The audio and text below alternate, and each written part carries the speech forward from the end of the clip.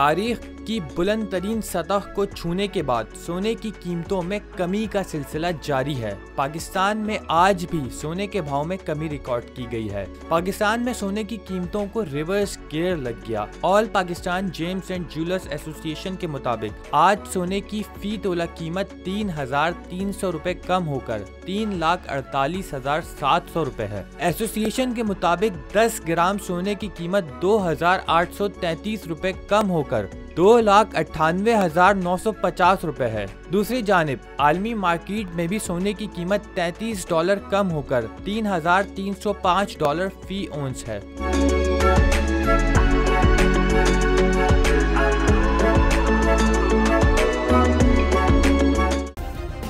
Subscribe करें और bell दबाएं ताकि कोई खबर रह न जाए।